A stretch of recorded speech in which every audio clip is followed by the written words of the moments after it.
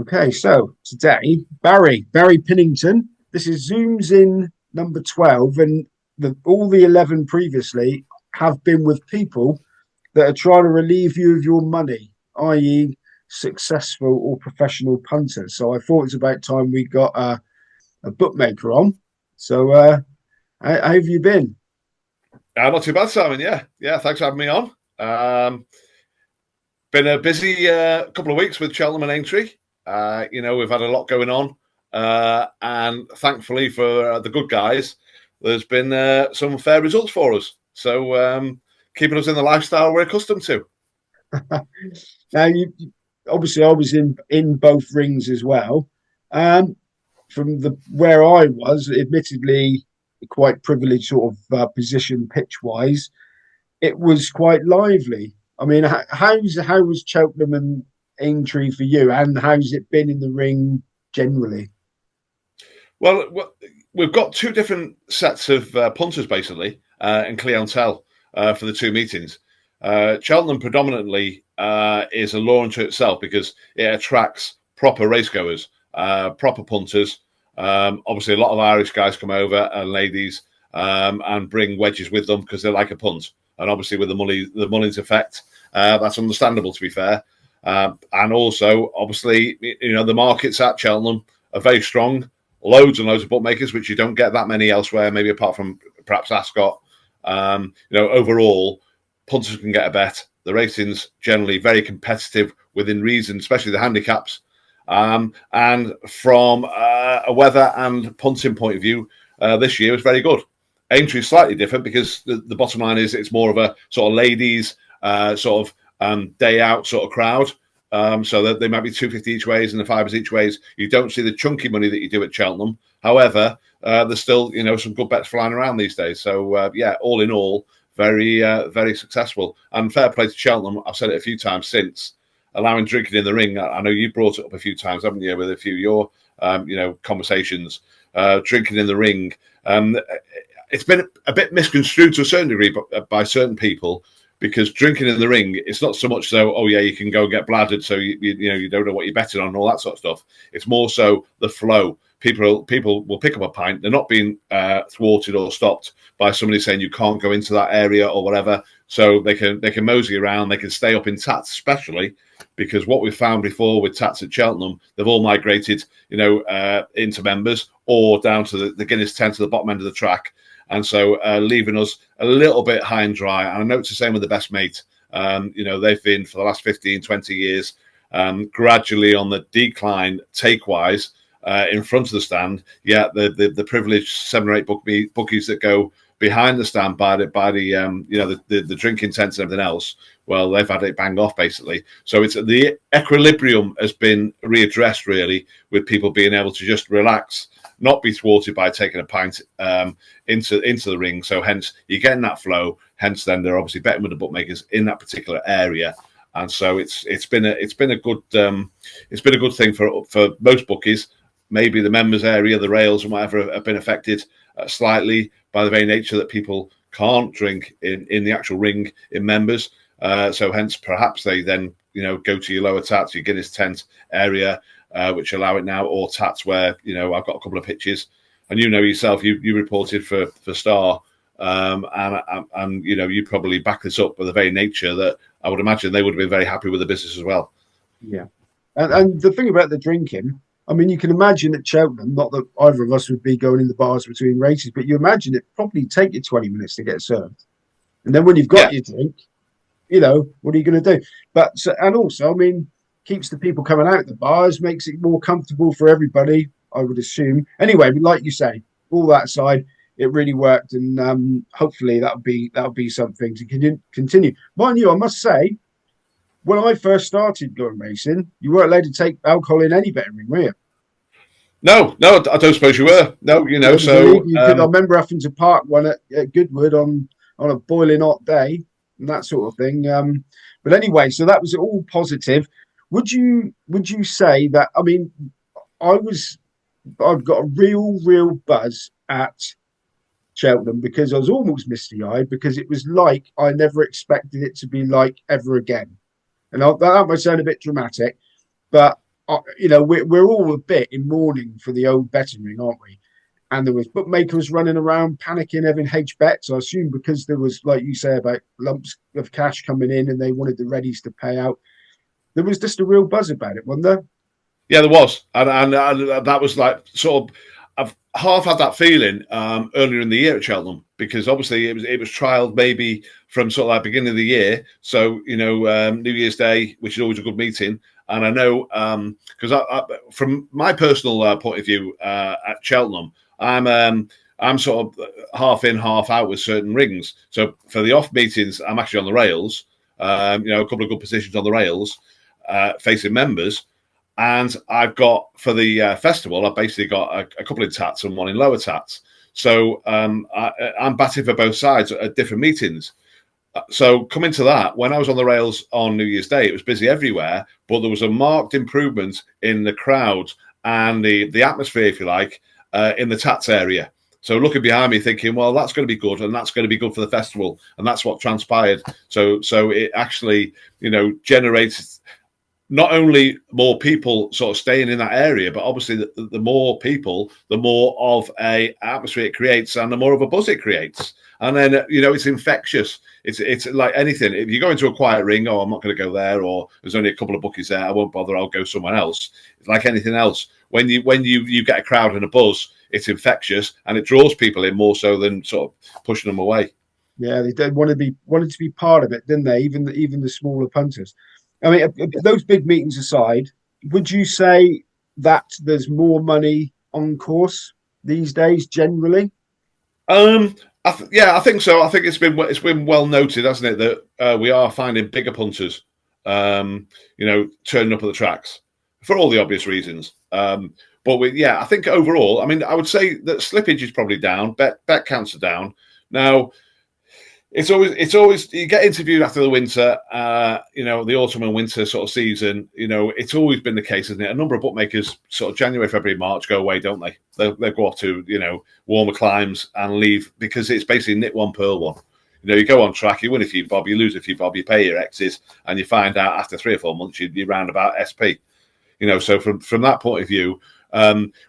With regards to how the feel-good factor is with regards to a bookmaker with racing, you'll hear in sort of February, March time before Cheltenham, oh, it's hard, the game's gone, la-di-da-di-da. All of a sudden, then you get your Cheltenham Festival, you get your Aintry, even like, the Scottish National, then you move on to your Derby and Royal Ascot and everything else, and everybody has a feel-good factor because you've got your punters coming out, nice weather, everything else, through the winter it's dreary, it's wet, windy, dull, and so overall, I think in general the bookmaking is holding up, and I think courses are sort of in this day and age of sort of social media. I think courses are lining up to the fact, aren't they, that they need to get bums on seats, they need to be advertising when a meeting's on, they need to be going for the 24/7 in your face social media. Your Facebooks and your Twitters and your TikToks and everything else that creates that buzz for the younger people to get them out and get them involved and to enjoy the thrills of racing. Yeah, well, at least a lot of them do anyway. So we hear about there are the odd few big punters that we all sort of, I write about and whatever. But have you found that the cleverer punters, not necessarily the big staking punters, are coming back? I mean, have you found any that are sudden, you think, oh no, not him again, and you might hop off the stool and follow him in or give him a swerve? But, Yeah, well, Simon, to be honest with you, it's the age old experience thing. Whatever business you're in, you learn your tricks of the trade, don't you? You learn, especially like if you've had your education as a bookmaker from the dog tracks. Or even in the middle of a field with a trotting meeting that, as you know, I attend. You learn, you ply your trade. You know that the guy coming up for 1 or 2 bets a meeting will probably be a shrewdie, and so hence you will a number of times I will drop a price when a guy comes in and has a tenner on one. I'll drop it, and people will be thinking, why have you done that or whatever? You haven't taken a chunk for it. No, however, he's half marked the card. So you can use these, shrewdies, inverted commas, to your advantage. Now, I wouldn't refuse anybody if this shrewdie came in with $1,000. He wouldn't be refused, but you like I say, you'd use it. So if a price is on the board, shrewdie or non-shrewdie or whatever, then they will get a bet. if they're in the queue, generally, even though I change my price, they will get a bet because, they're there and they want to take the price on the board. So then it's up to you, isn't it? And that's one of the joys of being on the front also. And that's one of the joys of sort of like meeting your clientele, chatting to your clientele. A number of times people might come up and they look smart and whatever, 50 each way, a sort of 20 to 1 poke. I'll turn around and say, "Oh, are you connected? Oh, well, we've got a little interest. Oh, what's your thoughts? Yeah." And glean a little bit of interest out of them that way. You can't really get that if you work in the computer behind the joint. You can't get that. And that's one of the reasons I like being on the front, and most of the time I work on my own, because I like to do everything. I like to run my book, run my computer, do what I want. If I make mistakes, that's down to me. But primarily, and you're talking about the old days, Simon, aren't you? And I think primarily, most punters could relate to bookmakers, couldn't they? They could relate to somebody on the stool. Oh, there's Jack, there's Jack there, or whatever. They relate because they're looking up to you. Sounds a little bit gregarious, but they're sort of, you're all on a line. You've all got your different ways of doing things. Now it's slightly different because you've got multi-operators and you've got people you probably don't even recognise, or the main guy might be at the back doing the computer, difficult to talk to. So it's a USP thing, really, isn't it? So there's all sorts of different ways to skin a cat, and so hence decent punters coming into the ring. Yes, we're getting a lot more shrewdies, but why not use them to your advantage if you can? It's not always going to work, but why not? Pick the brains if you like. Yeah, well, something you said there, I'm going to skip a question, which I'll come back to in a minute. So you, I think, without a doubt, are a showman in the betting ring. You get on that stool and you're on stage, isn't it? Would you agree with that? Well, when you think about it, right, what is the most common complaint we get from punters? Oh, you're all the same price. We're all the same price. We don't all look the same. We all haven't got tashes or, big eyebrows or, hairy chests or whatever. We're all different, aren't we? So you've got to, like any business, you've got to try not to be too much plain Jane in my mind to attract people in. If we are all the same prices, albeit we're better prices now than we were 10 years ago, but we might all be the same prices for reasons we've spoken about before, then you've got to, in my mind, you've got to try and get them to come and bet with you. If all your mates are all showing the same prices, why do they come to you? Some people might think, oh, Christ, look at the state of that. I need my sunglasses. I'm going next door. But otherwise, they might think, oh, okay, yeah, he might sort of offer me something slightly different, which I try and do. One of my pet hates absolutely plays into your hands. And I don't slag off other bookmakers at all, and I'm not going to now, but just in general, the times I've walked along the line of bookmakers and I've seen sullen, bored, morose-looking people stood there looking like they wished they were anywhere but the betting ring. And then they see somebody like you smiling away, calling out. Well, I'm not always smiling. Well, six jollies have just got in. I got to be honest, Barry. I don't really remember ever speaking to you and getting a sort of a narky comment back like you do sometimes when people have been losing. I mean, you normally, if you take it, you seem to take it on the chin fairly well. I try to because there's always another race, as they say, and you want to encourage people to come back. I have been known at the last race, if I've absolutely done my proverbials, when I'm paying out and it's won a short head, it's just got up on the line, you're thinking, oh my God, and it's the only game in the world, as we all know, where you can go and work your tripe off all day and come back, a few grand worse off. You were absolutely, I've travelled to the back end of beyond, and you do your money, and you're thinking, oh my God. But again, it's a marathon, isn't it? Not a sprint, and that's what you have to keep reminding yourself. But I mean, looking back now, waxing lyrical to when I first started, I don't think you would have stood out that much about 35 years ago, because if you cast your mind back to the line, every pitch harboured a character, didn't it? Yeah, but the fact that you're there now, like, well, the rest of them are like, they don't care if they take it back or not after it seems. Yeah, well, it's I think probably one of the best things I did when I sort of took my license out, maybe not call myself Pinot. I think in hindsight, I would have been better being called the Tash. The missus keeps saying, why didn't you call yourself the Tash? Anyway, Pinot for shorten has always been my nickname, Pinnington, la-di-da. But increase your stash with the Tash has been the best strap line ever for me, because the amount of people that come up and say, oh, I'm going to increase, the usual. And I'm always, the quip is, don't take it literally, mate. So we have a bit of fun. Yeah, you can never shave it off now. That's the trouble, isn't it? Well, exactly. The USP will go out the window. Now, apologies if I asked you this before when we did the betting people interview. It was about 7 years ago. When you go to the races? Are you armed with a complete knowledge of the card? Have you either gone through it yourself or had somebody mark your card? Are you sort of ready, or do you just go there and let the punters do what they want to do and follow the market? It's a bit half rice, half chips, really. To be fair, because if I'm travelling somewhere and I'm driving all morning, and as you know, we're an hour and a half, aren't we? 2 hours before the meeting, the first race, getting pitched in, dragging all the gear up, putting it up, and everything else. Then, unless I'm up at the crack of dawn, and sort of like buying a paper locally, then I'll have a look when I wake up on my phone. I've got the Racer Post app. Have a nosy. More so over the jumps. I'm not a great form buff at all on the flat, unless the ground changes. Ground changes, I will be getting stuck into. I will do a lot more form on the flat meetings if the ground changes, because going from, I think a ground change on the flat is far more important than a ground change over jumps, to be honest with you, because what we find is, in general, is over jumps is like now you're not getting many runners, but those running up will probably be au fait, or will be in time to come with the firm ground or the good to firm ground and whatever. Hence, you're not getting too many runners, although you do get a few more results when it's a little bit good to firm. But I think on the flat, there's a definite marking difference with regards to good going and sort of like heavy going over 6 furlongs or 5 furlongs or whatever. I think it makes a big difference, and I don't think that's taken into account enough with when pricing up. Personally, Do you ever turn poacher and up off a still and have a bet? Not a hedge bet, but an actual personal bet. Not really. No, not really, because if I'm having a bet, I might as well have the odds more in my favour, albeit we might be betting 10% a race. I might as well, put an extra half a point on a 6-1 poke and give myself a little bit of extra edge that way. So shorten mine up a little bit and sort of get into the others gives you a better figure, doesn't it? Really, overall, in theory, depending on how busy the meeting is. Okay, now you're known for you've got one picture. You've got a picture Perth and Newton Abbot. I certainly right? have.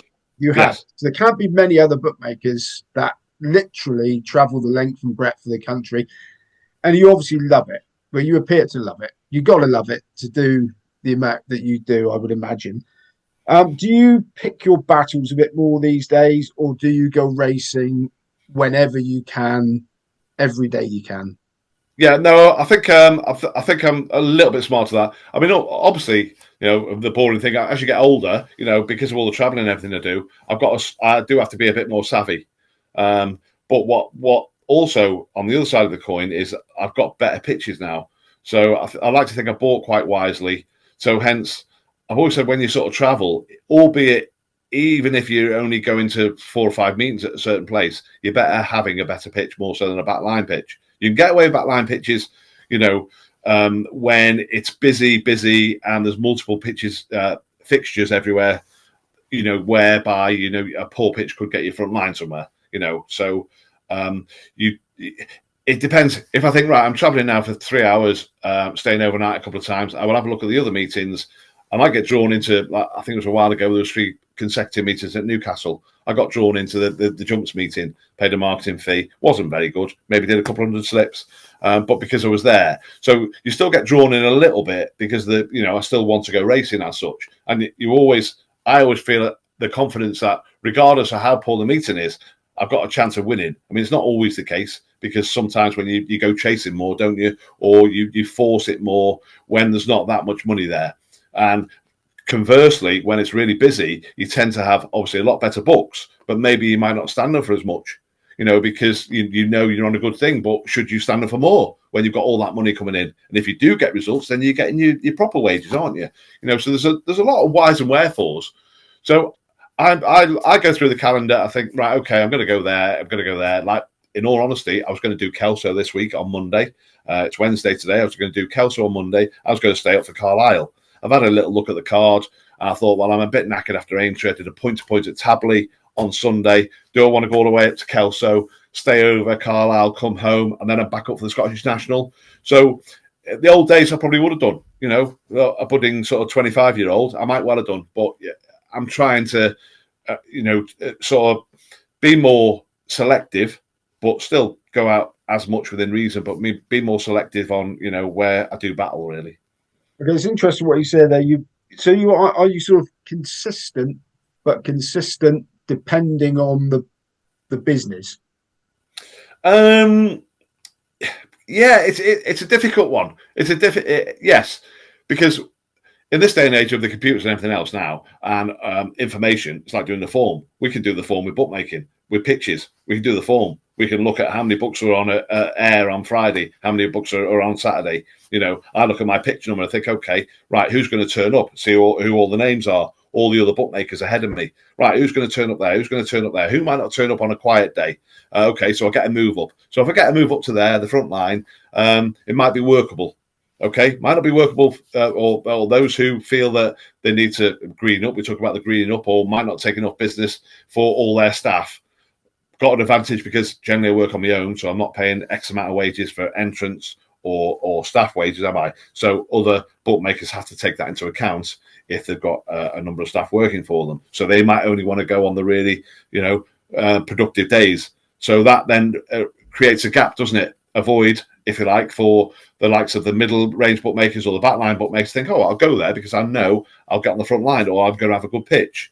So it might not be a good pitch when it's really busy, although it possibly will be a good pitch because the crowd will be there. So there's a lot of form goes in, not only to the horses, but actually where you're standing, who's standing there, what racecourse, what's the crowd, the weather. There's all sorts. So there's a bit more to it than just turning up with your gear and taking the money. Go on. How many times in the last 12 months have you gone and stood on one of your lesser pitches and been stood there and thought, I knew I shouldn't have come. I shouldn't have come. And would you go home early? Because Jack Lynn used to go home early. If he said they were betting like maniacs or he couldn't take any money, we'd just pick the tools up and live to fight another day. I mean, do you ever sort of wave the white flag halfway through a meeting if you made a wreck? Well, yes, I have, but it also depends on how you're doing, doesn't it? It can be a crap meeting and you're winning a few bob. So do you have that feel-good factor? If you're losing, do you think, I need to get it back? Albeit, I'll chase. And, obviously with the exchanges and whatever now, there is, the fact that you can go to the paddock, or I've started like Carlisle now when it's been reasonably quiet midweek. I've started going to the paddock. Wetherby, I do it as well. And I think, you can see certain horses that might not be fit playing up, la-di-da, and you can then go and form your book around that. So even though it's a quiet meeting, so there's still ways and means. It's not just a case of taking money off people at the track, but if there's nobody there, you've still got, that's one thing about going to live meetings, isn't it? Going to meetings and seeing things happening in the flesh. Even punters, you could ask the punter that, would you go to a really quiet meeting even if you didn't fancy much? They might turn around and say, well, yeah, because if I go to the paddock and I see something looking, really spot on, or vice versa. So, and I think that's, it's role reversal for bookmakers. So, yeah, funny enough, you talk about that, actually. There's not very often I do this. I actually pulled down after one race at Tabley on Sunday. Pulled down after one race. Actually, it was 3 races. I bet on the 2 pony races. I bet on the first race, which was a 3-runner race. Then we had 3 no turn-ups. There was 3 races where there wasn't one entry in each race. And then I believe there was something like 2 in the second last race and 3 in the last. So I picked up and disappeared and once I realised there would be no runners there. So most of them stayed till the last 2 races, and they had a couple of results, so they probably got a few bob. But there's one instance where I did disappear. It's interesting you say about the paddock and that, because if you go to the paddock, the pre-parade ring actually, at places like Newton Abbot and Exeter, you'll see loads of faces from the past, proper shrewdies. I don't think I ever see them having a bet in the ring, but they're all there. So there's it's good valid stuff there. No, you won't mind people saying, I know you don't look young, you don't look old enough, but you're a granddad.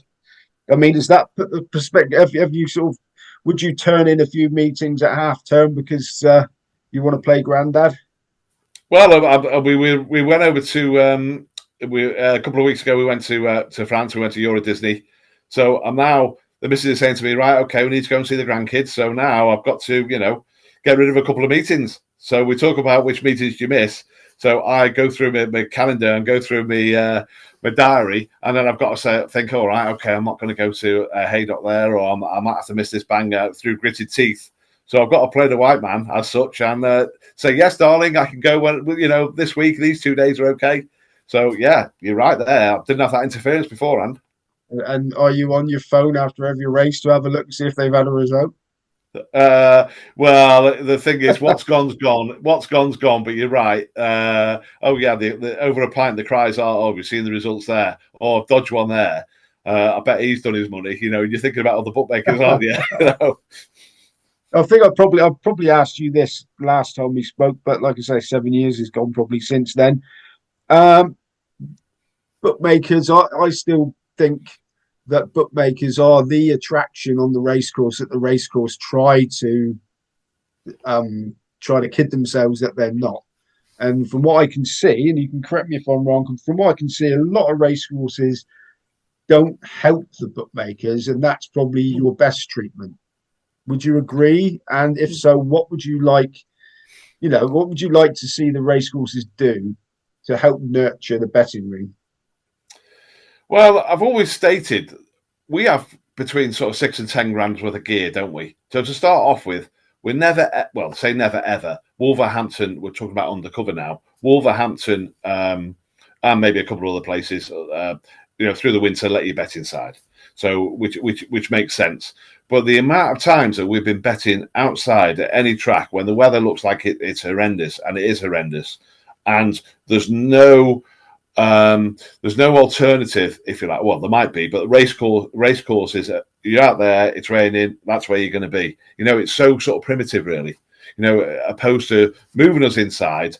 I mean, don't get me wrong, bookmaker number 1 and 2 and whatever, all those with the good pitches, if they've got good pitches outside, they don't want to move in if it makes it a level playing field or whatever. But I do think that race courses need to, in some way, even have temporary covers that go all over the top, opposed to putting a brolly, blow inside out when it's wet and windy.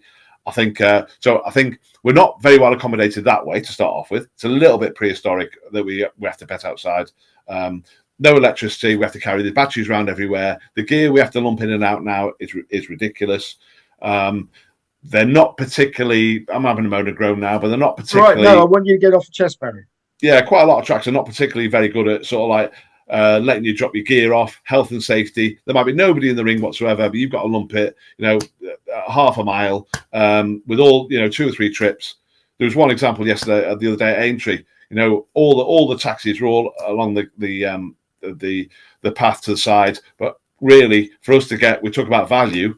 I parked probably half a mile away for £9 a day. But again, we have to lump all our gear, which is.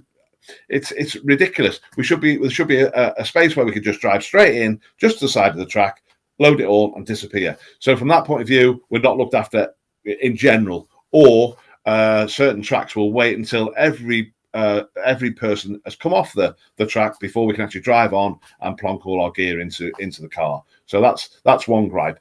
Obviously, the marketing fee, we talked about that before. That's just ridiculous, absolutely ridiculous. I've just looked. Funny enough, we talked about the marketing fee. I'm just looking this morning, Pontefract. Now, how does this work out? With all due respect to Pontefract, if you go so basically with the marketing fee, it'll either go from April to March, or it'll go from maybe even the start of the jumps season, whatever, September to August, or perhaps even January to January, and we have to pay a fee for every pitch that we use, basically. So a silvering pitch, you use it once, you pay a marketing fee. A tax pitch, you use it once, you pay a marketing fee. A tax pitch at a track you use 18 times, you pay 1 marketing fee. So you're paying the same marketing fee that one guy would for one pitch for one day, or that one guy would do for 18 days. Now, Ponty, so marketing fee, in theory, you'd imagine the very nature of the name is to market. You'd have to think the bookmakers. That's why we pay it. The bookmakers. Now, whether it's Gordion or Tannoy turn around and say, yeah, we've got some bookies here in Tats, or, go and have a bet with them, they'll take your money off your lardy dar. At least we're getting recognised. You're getting maybe something for your money. I mean, he might well do that anyway, but in theory, you'd like to think that your £100 or your £150 is going somewhere. But Ponty, reading it now, they charge something like £80 marketing fee for the first time you turn up midweek. So a Tuesday or a Thursday or a Monday, £80. That's for the year. So if I'd have turned up at Ponty the other day, I think it was on Monday or yesterday, you pay £80. That's my marketing fee. Now, if I turn up on one of the 3 Sundays and don't do any in the week, the marketing fee is £100. Okay, so that marketing fee now is £100. And then if you turn up for the ladies' nights, which I think there's a couple of them, the marketing fee is £120. But you might only stand once, so you're paying £120 for that one night for the ladies' night marketing fee. It's not pitch rent or anything like that. It's marketing fee. But yet the guy might have done 18 meetings and only paid £80 for a marketing fee when he turned up for the first meeting on the Monday or Tuesday at the beginning of the season. So how does that work out? Anyway, that's another, marketing fees for you. The marketing department, I would say, as far as the racecourses are concerned. Right, exactly. But we're tied to that, aren't we? The marketing fee is a thing. So one pitch, one silvering in Ludlow, you're paying 80 quid, 100 quid. You only use it once. You might have 70 of those pitches up and down the country. It's a lot of money for bookmakers. It's surprising how all that adds up. Yeah, you must have driven by a lot of billboards in Yorkshire where it says, "Don't forget to bet with your racecourse bookmaker." No danger. All the way along the M62. Yeah, I can imagine. All right, Barry, I've taken up a fair bit of your time here. I just want to ask you, you mentioned point to points, and I know that you're involved with the trotting. You want to mention a little bit about those two things? And do you go anywhere else? I mean, do you still go dog racing, or do you bet anywhere apart from trotting and points? No. Basically, no. We were all brought up. All the bookmakers locally were all brought up. On the dog racing in the northwest. We had a number of dog tracks. One of the best, the two best ones. Well, Bolton was a cracking track. Where I live, Chester was one of the best flapping tracks. You obviously had Bellevue, which closed a few years ago. Then you've got all your sort of like slightly minor ones, Ellesmere Port, Winsford, West Horton, Chesterton, to name but a few. Wigan, there was a lot. Winsford, a hell of a lot in the area, but all as we say, gone to the dogs. But a great grounding. So then moving on from that, the trotting, that's still reasonably big, although it's not particularly well advertised and whatever. The trotting's still, quite. I know you've been invited up to Tier Prince, haven't you, to maybe do a bit of a I'm looking forward to coming up to seeing what it's like. Yeah, exactly. So we have some good meetings up there, competitive racing. Again, it's good for bookmakers to a certain degree because it's in the summer, you're in real basically. So you've got all your £1 and £2 punters, people coming for a day out, which like Blackpool, the old Blackpool dogs used to be. That used to be packed out. Newton Abbot, your Newton Abbot dogs used to be very good, didn't it? I never went, actually. I never went. It was on in its terminal years when I first started going down there. Yeah. Well, I remember before my dad turned gamekeeper when he was poacher, we took a dog all the way down to Newton Abbot, all the way down from Chester. That's probably where I get my journeyman. I know the road pretty well. Although I don't think it was a motorway then when we took the dog down there. It's in the centre of the course down there, wasn't it? Yeah, it was. At the racecourse, yeah. That's right. And Exeter. There's one at Exeter on there. That was at the county ground. I went to that. That was where the speedway was. Exeter Falcons used to race there as well. Ivan Major and Scotty Autry. There we go. I remember that. So you're going to trot in the points. I think that's pretty much it, Barry. So what are you looking forward to most going forward? Well, I've got 2 days at Ayr. I love going up to Scotland. I love betting in Scotland. The margin's always tight.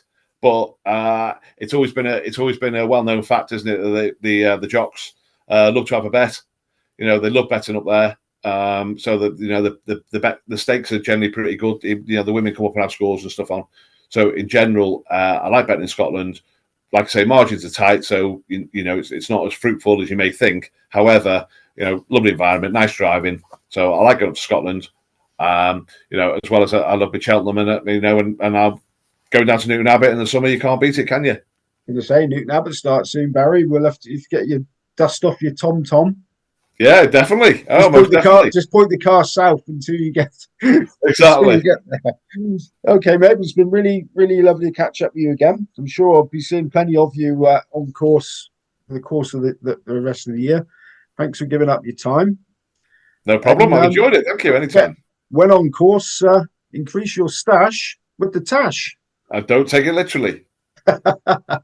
Brilliant. Thanks, Barry. All right, Simon. Thank you, mate. Mate. Hello everyone, just a quick one. If you have enjoyed these videos and are enjoying these videos, can you please like and subscribe to my channel? Thanks very much.